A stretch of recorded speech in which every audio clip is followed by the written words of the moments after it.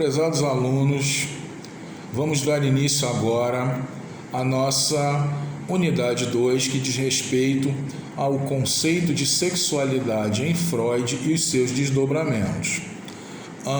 E só para a gente ter isso bem claro, a sexualidade é uma questão crucial, absolutamente fundamental para nós entendermos o pensamento de Freud.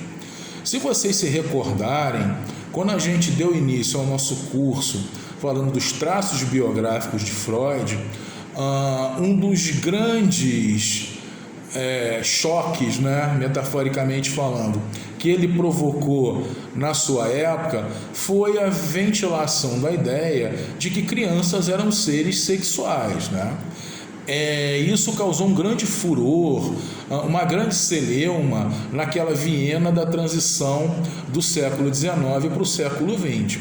As pessoas não entenderam muito bem a dinâmica conceitual do Freud, porque para elas sexo necessariamente estava ligado a comportamento genital. E o Freud mostrou, com a evolução da sua base conceitual, que a concepção que ele apresentara de sexualidade não tinha necessariamente a ver com genitália. O que Freud chama de sexualidade? Primeiro, para a gente entender o que é sexualidade, nós temos que remontar ao que ele chamou de instinto sexual. Instinto sexual é uma força que atua sobre o indivíduo, ela é, vamos dizer assim, produzida no infraego, sob a diretriz do princípio do prazer, na esfera do id, algo que a gente já viu na nossa unidade anterior, e que ela proporciona prazer todas as vezes que é satisfeito de modo acertado. Ou seja, o que é o sexual em Freud? É tudo aquilo que emana do infraego, movido pelo desejo de autossatisfação, não aceita limite e que, de certa maneira, proporciona alguma gratificação, proporciona alguma sensação de prazer quando é satisfeito. Esse é o conceito de instinto sexual em Freud. Qual seria a finalidade desse instinto sexual? Bom, Freud vai dizer, para a espécie humana, ele tem uma finalidade de autoconservação. Peraí, mas a conservação da espécie, ela não é necessariamente assegurada pelo uso dos órgãos genitais, pelo ato sexual inerente ao coito? De certa forma, sim. Só que para nós chegarmos do ponto de vista da dinâmica, da estrutura psíquica, até esse estágio que se dá após a puberdade, uma série de etapas devem ser galgadas. É necessário haver um amadurecimento psíquico do sujeito para que ele, ao chegar na puberdade, esteja plenamente apto para contribuir para a reprodução da espécie. Então, a sexualidade, desde que nós nascemos até quando nós, biologicamente, estamos aptos para nos reproduzir, ela vem sendo constantemente transformada, evoluída, amadurecida.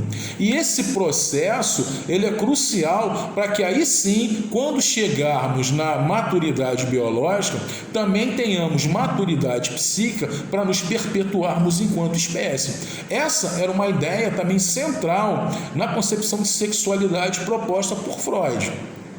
Do ponto de vista do sujeito, também é muito importante a gente pensar que, à medida que a nossa sexualidade vai se desenvolvendo, ela é uma forma de nos levar a ter contatos cada vez mais íntimos conosco e com outras pessoas, e a partir daí a gente vai obtendo prazer e vai construindo um processo de aprimoramento das emoções, dos afetos e dos sentimentos. Então, Freud chama de sexual tudo isso que é movido por esse instinto. Veja bem, reiterando, o genital não engloba o sexual em Freud. Ele é uma etapa, Tudo que é genital é sexual, mas nem tudo que é sexual é genital. A vida sexual ultrapassa a genitália. O Freud vai dizer, E nas próximas aulas, quando nós entrarmos em complexo de Édipo, a gente vai entender o porquê disso. Veja bem, quando a gente diz que a sexualidade ela ultrapassa a dimensão genital, a gente pode falar que ela é um fenômeno biopsíquico. Porra, como assim, Dirceu?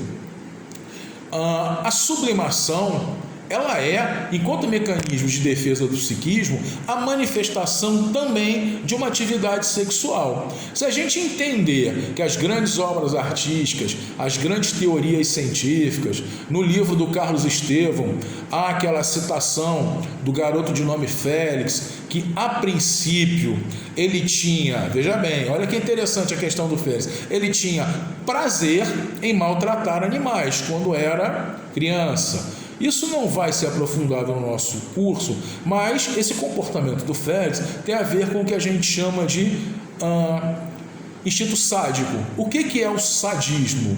É ter prazer em ver outrem sofrer, é ter prazer em ver outrem sentir dor. O Félix tinha prazer nisso. E à medida que ele foi aprofundando seus estudos em história, foi adquirindo conhecimentos escolares, esse prazer foi sendo convertido num prazer de outra natureza, um prazer relacionado a aprendizado, a estudo, de modo que o Félix se transformou no quê? Num grande estrategista militar. O Félix não teria se transformado e continuado na condição de estrategista militar se ele não encontrasse profundo prazer em exercer todo tipo de atividade intelectual, emocional, cognitiva relacionada a essa opção de vida. Ora, isso significa que é possível ter prazer sexual em atividades cognitivas, Porra, como assim, Dirceu? Um cientista, quando ele fica horas e horas num laboratório, dias e dias, anos e anos, e propõe uma nova teoria, propõe um novo conceito, ele o faz na medida em que é profundamente prazeroso para ele trabalhar e exercer a sua existência nessa dimensão. Um outro exemplo que eu gosto muito de dar, Bernardinho, que foi treinador de voleibol da nossa seleção, multicampeão mundial, olímpico, da Copa do Mundo. Bernardinho, não sei quanto tempo ficou, mas me parece que mais de uma década à frente da seleção, viajando, trabalhando, treinando, mudando de fuso horário, compondo e desfazendo equipes. Bernardinho não ficaria mais de 10 anos nessa atividade se ela não fosse profundamente prazerosa para ele, se não fosse profundamente causadora de gratificações e enlevos dos mais extremos. Esse é um exemplo claro de um prazer através do trabalho. No caso, o trabalho do Bernardinho era capacitar equipes e atletas. O prazer do Einstein, trabalhar com teorias da física. O prazer do Freud, desenvolver e aprimorar o método psicanalítico. Então a gente diz que o prazer sexual ele não se limita necessariamente ao ato genital em si, porque a espécie humana, através da sublimação, ela pode ter outras experiências prazerosas, corporais também, mas de uma magnitude não genital. Então o conceito de sexual em Freud, ele em muito tem a ver com esse tipo de visão. Vamos lá, mas e aí? Vamos centrar no corpo. Se o órgão genital ele não é a única fonte de prazer, e se nós podemos ter prazeres de natureza intelectual, de natureza emocional, eu mesmo, hoje, depois de anos, eu me vejo nessa condição. Na minha infância, na minha juventude, por uma série de questões existenciais, por exemplo, venho de uma família que é de imigrantes, uma série de dificuldades de adaptação que vínhamos passando desde a época que meu bisavô, meu tataravô chegou ao Brasil, num porão de navio, as diversas dificuldades, né, que vínhamos enfrentando. Num determinado momento da minha vida, né, quando eu fui me descobrindo como sujeito para o mundo, eu tinha extremo prazer em aprender e praticar modalidades esportivas e treinar, praticar algum instrumento musical, né? E através, né, dessas práticas, né, eu hoje sei que eu tinha extremo prazer mental, eu tinha muita sensação de gratificação quando eu estava aprendendo, quando eu estava estudando, quando eu estava diante de desafios esportivos que me obrigavam a me superar, né? Eu sou atleta oriundo de lutas. O universo das lutas me educou muito e ao mesmo tempo me colocou muitos desafios que foram interessantíssimos para mim sublimar, né, parte dos meus dissabores da minha existência. Então tudo isso foi muito significativo para mim.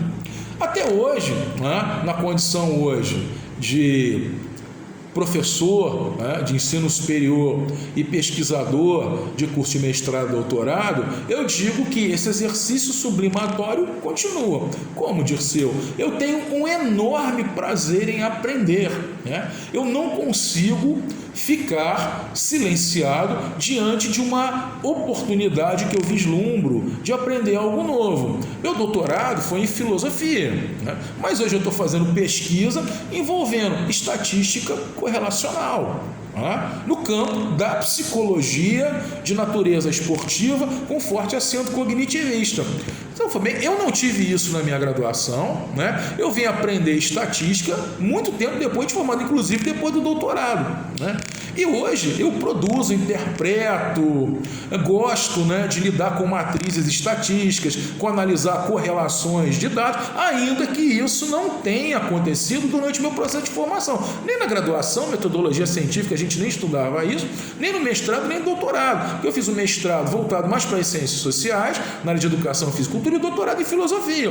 E depois, né, que eu ingressei no ensino superior, diante dos contatos que eu fui tendo, eu fui adquirindo a vontade de estudar correlações matemáticas e estatísticas. Até hoje eu me delicio, né, aprendendo estatística, né, e agora eu já estou mais ou menos interessado em aprender a parte da estatística inferencial, né? É um exemplo claro de alguém, né, que vos fala aqui e que vive intensamente possibilidades sublimatórias. Mas vamos voltar aqui para a nossa discussão. O Freud, né, disse que a sexualidade não se limita só à questão genital.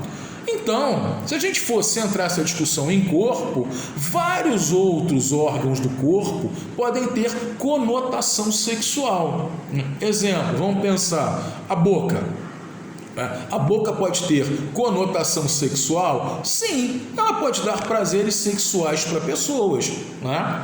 E prazeres específicos do tipo, né? Imagina que eu esteja com fome, né? Eu tenho que me nutrir. Eu vou e me alimento para me nutrir. Mas, estando nutrido, eu sinto um cheiro muito agradável de um bolo ou de algum doce, não é? Eu vou ter o desejo, veja bem, de comer aquele doce, porque o sabor do açúcar, dos temperos na minha boca me causam prazer. É um prazer gustativo, é um prazer específico. Eu também posso ter um prazer sexual utilizando a minha boca, por exemplo, para beijar alguém.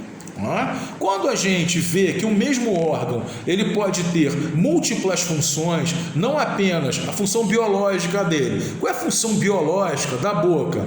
A boca é a porta de entrada, né, vamos dizer assim, do nosso aparelho digestivo, né? A digestão começa na boca. A boca, ela reúne os dentes, o palato, ela tem uma função de maceração, é o início da digestão, essa é a função biológica. Mas junto, intrínseca a essa função biológica, a gente também tem uma função prazerosa em deglutir o animal. O alimento, ato falho. E ao mesmo tempo, a gente pode ter muito prazer em beijar uma pessoa.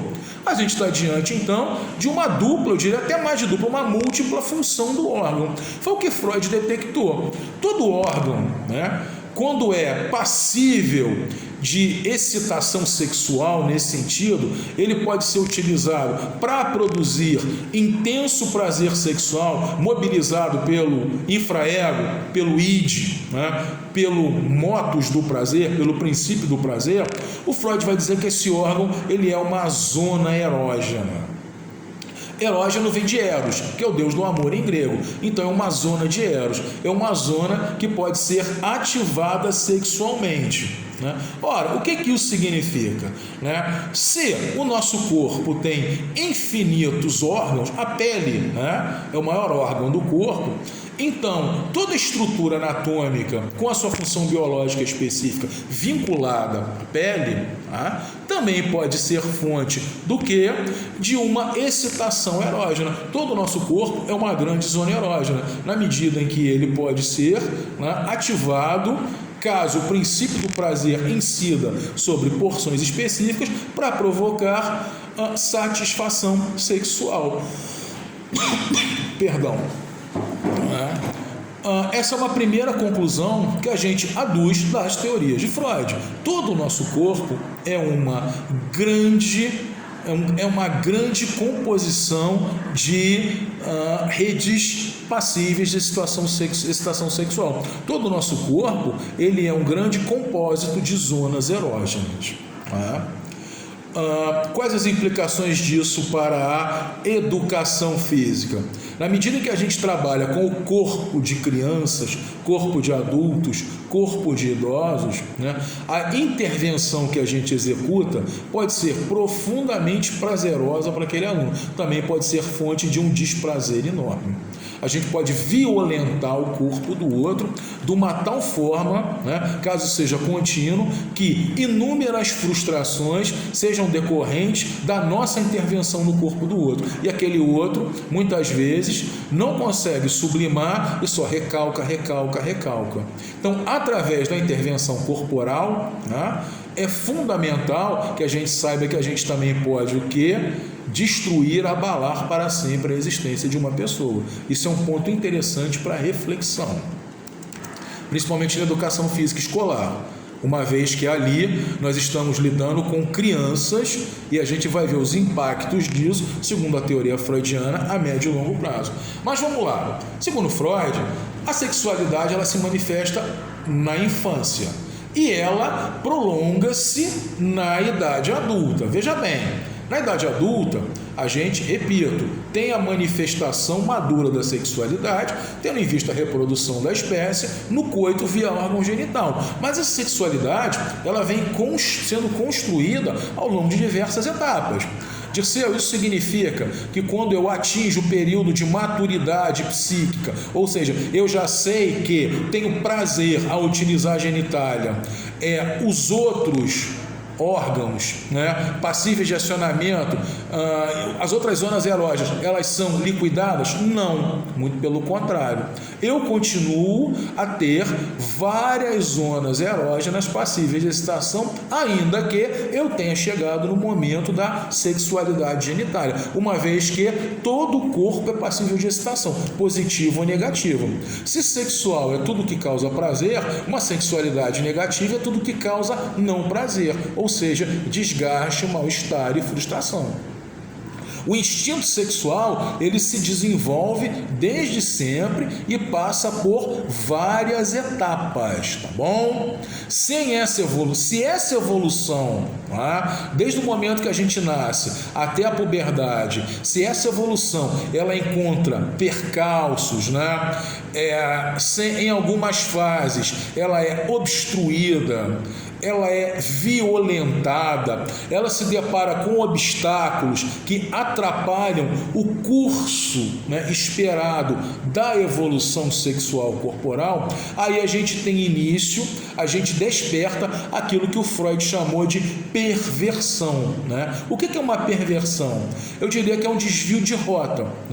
É quando algum obstáculo aparece e esse obstáculo é de tal forma danoso do ponto de vista erógeno, que aí os atos sexuais, né, via aquele órgão que seriam considerados usuais, eles passam a ser atos sexuais, muitas vezes, que têm essa conotação de perversão, né? Eles adquirem uma dimensão de não normalidade, né? Isso é uma ideia muito interessante em Freud, e isso não tem nenhuma conotação moral, isso não tem nenhum juízo de valor sobre certo ou errado, mas trata-se de um fato psíquico do corpo erógeno e das zonas erógenas que sofrem algum tipo de excitação, que no momento em que nós estamos nos desenvolvendo, essa excitação encontra bloqueios, obstáculos, barreiras que interferem no curso da sua evolução. Aí nós temos uma ose, nós temos a potencialização de um complexo, né? E como a gente está falando da esfera do inconsciente, nas nossas primeiras aulas eu disse que o consciente é a base de um iceberg e o consciente é a pontinha. Pois bem, as frustrações decorrentes desse choque, né, dessa evolução conturbada em determinados momentos, falo sempre de infância e de adolescência, fica gravada no inconsciente. E essa gravação permanece, vamos dizer assim, objeto de recalque, objeto de contenção, e passa a fazer parte da vida do indivíduo, reaparecendo na idade adulta, na terceira idade, né? Aquilo que ficou obstruído, não resolvido devidamente na infância, entra num período de latência e reaparece na idade adulta, com uma outra feição, com uma outra roupagem. A gente vai entender isso nas aulas posteriores, tá bom?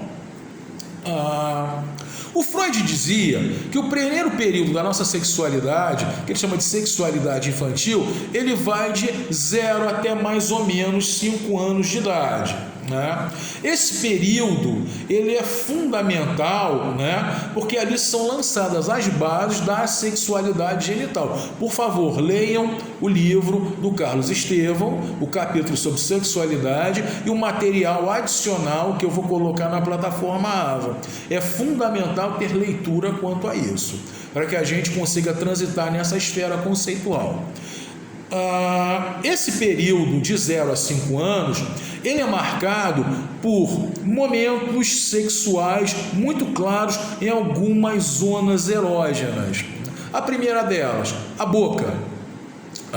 O que é a fase bucal ou a fase oral? Bom, a criança quando nasce, necessariamente, o epicentro do mundo para ela é a boca e o seio da mãe, porque o seio da mãe é aquilo que vai confortá-la, que vai nutri-la, que vai acalentá-la. A primeira imagem do mundo é condensada no seio da mãe, e a captação das informações do seio é via boca, né?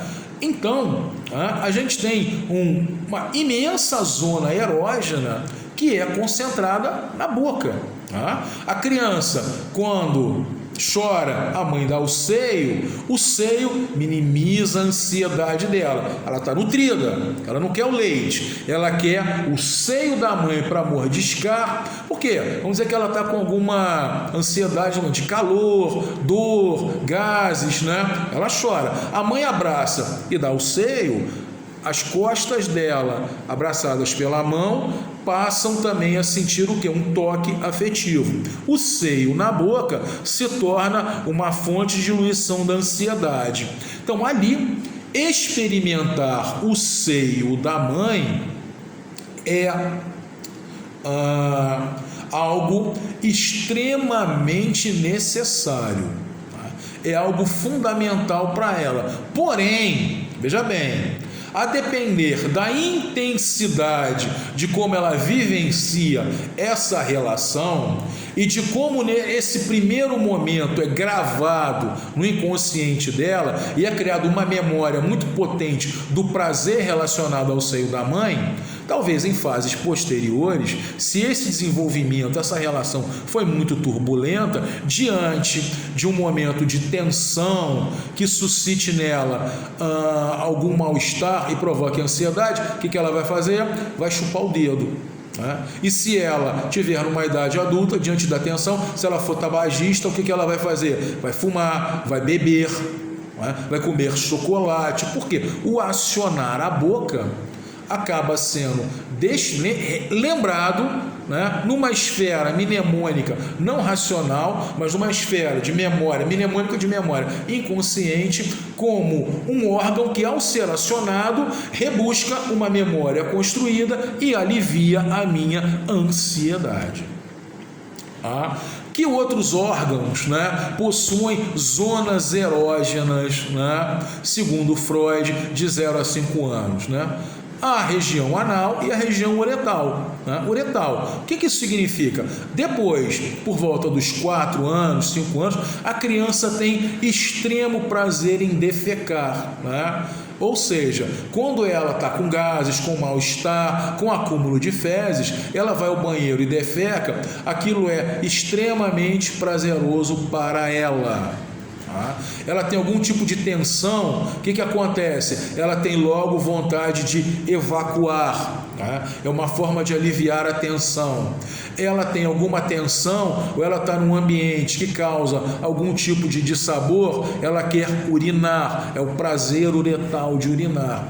De 0 a 5 anos a gente tem essa sequência: fase oral, fase anal e fase uretal, sempre acumulativas. Não significa que, ao entrar pelo tempo de vida em uma, a anterior está eliminada. Não, muito pelo contrário. Bom, ela se faz presente. Por quê? Zonas erógenas têm essa dimensão. E aí, próximo encontro da gente, eu vou relatar alguns casos, né, de como, por exemplo, acontecimentos relacionados nessa fase, eles se desdobram em momentos posteriores da vida com outras características. Mas o que há é justamente o que? A busca do sujeito, né, dessas zonas erógenas como fonte de prazer e alívio de tensão, né? E isso, veja bem, já na esfera da sexualidade genital. Como assim, Dirceu? A gente vai ver que muitos comportamentos sexuais na fase genital pós-puberdade, considerados pervertidos, né? O que seria uma sexualidade mal equacionada, né? Eles na verdade têm uma raiz na infância. Daí o Freud dizer que os eventos mais significativos da sua vida acontecem na sua infância, tá? E tem contato direto com o seu corpo, uma vez que no seu corpo estão essas zonas erógenas, e a mediação da criança com seu corpo é efetuada através da relação dela com figura feminina e figura masculina, pai e mãe. Mas veja bem, e eu que fui criado pela mãe apenas, não tenho um pai, ou fui criado pelo meu pai, não tenho a mãe, a tua relação erógena com o teu corpo vai sofrer um impacto justamente dessa ausência de mãe, de figura feminina, ou dessa ausência de pai. Ou seja, o que é uma ausência de pai? Né? É um pai ocultado, sombrio. Então, a ideia de pai, de figura masculina, está presente na sua vida. Como? Através de uma ocultação, de uma não presença. Como também a presença pode desencadear reações das mais diversas, a depender de como essa relação corporal com o pai, com a mãe, ela é introjetada, ela é assimilada. A partir daí, nós podemos ter desencadeamentos, né, de situações dos mais variados matizes, das mais variadas características. Não vou me alongar mais por hoje.